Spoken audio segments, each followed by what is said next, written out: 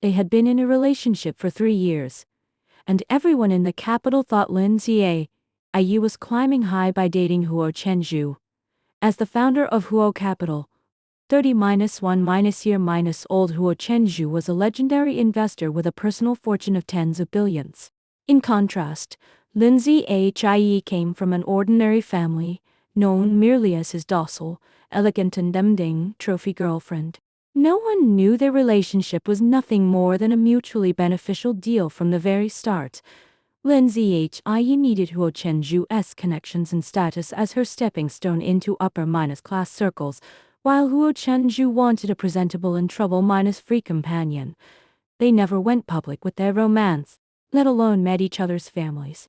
One night, Lin Ziyi sat alone at Amber, the most high-end French restaurant in the capital. Her well-done Wellington steak had long turned cold, and the seat opposite her remained empty. She soon received a message from Huo Chenju that read plainly, "Emergency meeting." Eat first. There was not a single word of apology, only a cold notification. She read it calmly, placed her phone face down on the table, finished her meal quietly, and settled the bill with his supplementary credit card. The spending limit of this card was 10 times her annual income. It was one of Huo Chenju's rare acts of generosity, yet essentially a lazy way to keep her from pestering him over trivial matters. Her best friend Shen Tang texted to complain that Huo Chenju had stood her up again. Lin Ziyi responded indifferently and revealed that over the past 3 years, through projects introduced by Huo Chenju and her own business expansion, she had already earned 40-8 million yuan. Stunned, Shen Tang accused her of treating love as an investment.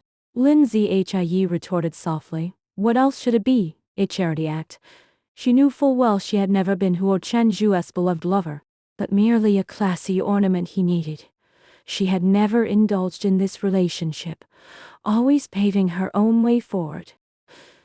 Lin Ziyi had long prepared herself to walk away, and the final straw that shattered their bond was the return of Huo Chenju's first love, Song Qingwan. Shortly after getting together with Huo Chenju 3 years ago, she found out that Song Qingwan, his college sweetheart from a wealthy and distinguished family, had gone abroad for further study in her junior year and vanished without a trace.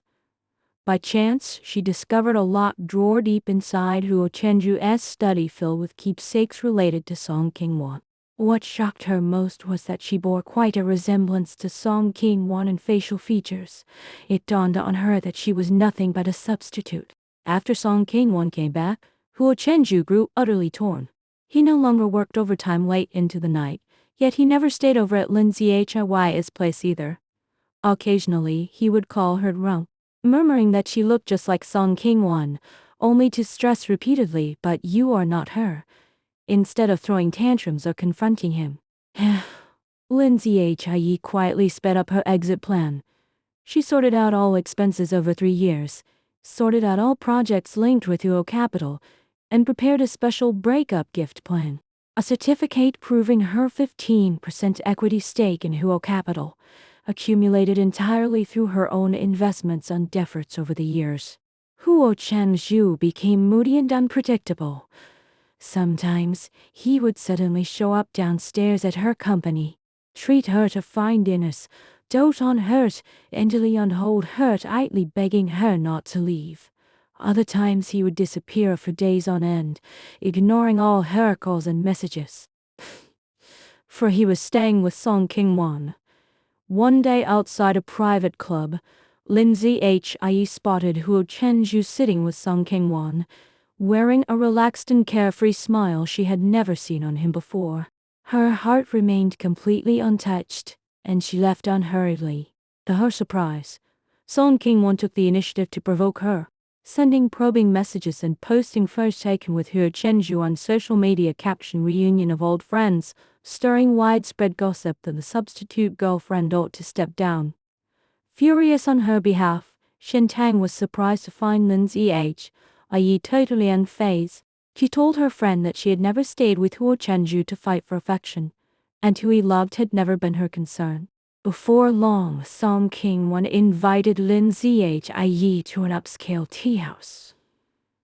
She announced gracefully that she had reunited with Huo Chenju and sneered that Lindsay He had failed to win his heart even after 3 years together. Lindsay He looked at her calmly and uttered words that haunted Song King-won ever after Miss Song. Have you ever wondered if Huo Chenju is truly capable of loving anyone? Or does he only crave the thrill of pursuing the unattainable?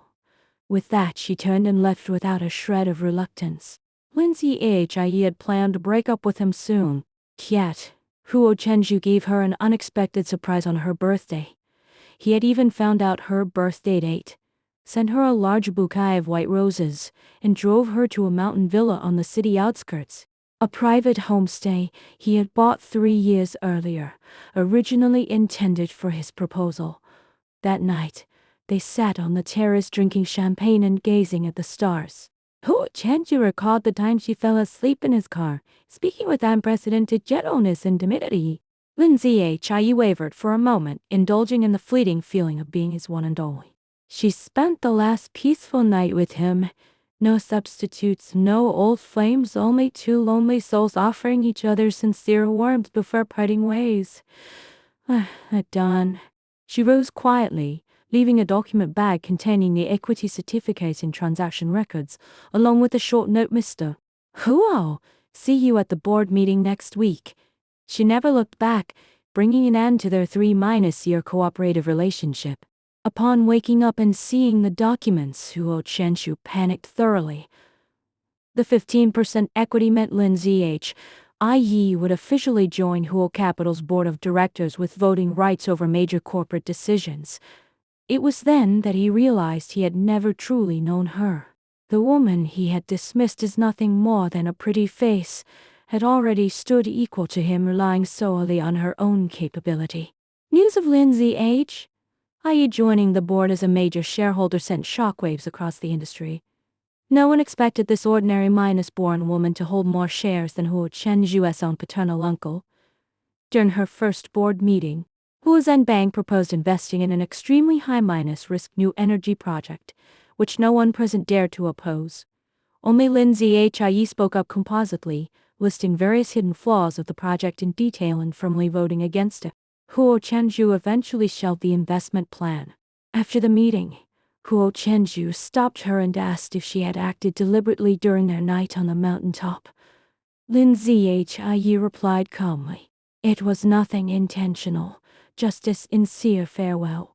Afterwards, Huo Chenju kept finding excuses to approach her in hopes of reconciliation, only to be rejected time again.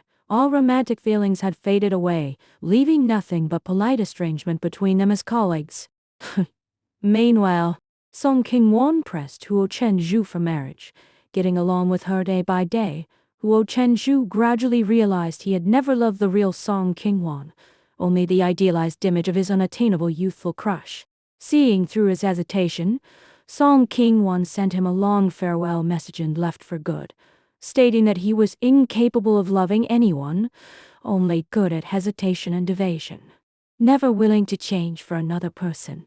Finally coming to his senses, Huo Chenju rushed to Lindsay Hi's company, humbling himself to beg for reconciliation, claiming he had cut ties with Song King-won and wished to start anew. Lindsay shook her head softly. "Huo Chenju, you are just not used to me no longer being at your beck and call. Not used to me becoming someone out of your reach. This is not affection, merely unwillingness to admit defeat." She added that over 3 years, he had never sincerely asked about her aspirations, nor treated her as an equal. Their relationship was doomed from the start. Huo Chenju refused to give up and tried every means to win her back. Yet all he received was a decisive and unwavering refusal. 3 months later, he received an envelope from Lindsay containing a wedding invitation. Her groom was Gushan, executive vice president of Lu Group, a man as outstanding as him, who truly knew how to cherish Lindsay. Their wedding was held in the oldest church in the capital. Though free from extravagant ostentation, every detail was full of heartfelt warmth. Not invited, Huo Chenju still showed up and stood silently at the back of the church. Watching Lindsay Ai walked down the aisle in a simple wedding dress on her father's arm, wearing a genuine brilliant smile he had never seen before. During the ceremony, they firmly said, "I do" to each other. While exchanging rings, Gushen gently held her slightly trembling hands, his eyes filled with tender treasure. Witnessing all this, tears welled up in Huo Chenju's eyes. We're gone forever. What never belonged to him could never be his in the end. He had never truly loved Lindsay Hie, nor had he ever won her sincere love. They were merely the most suitable passers-by in each other's lives, not soulmates destined to stay together. 3 years after the wedding, Lindsay Hie quit her job in the investment banking industry and opened a small flower shop. She and Gushen welcomed a lovely daughter named Man. Every morning she sent her little girl to kindergarten before heading to her flower shop to arrange fresh blooms.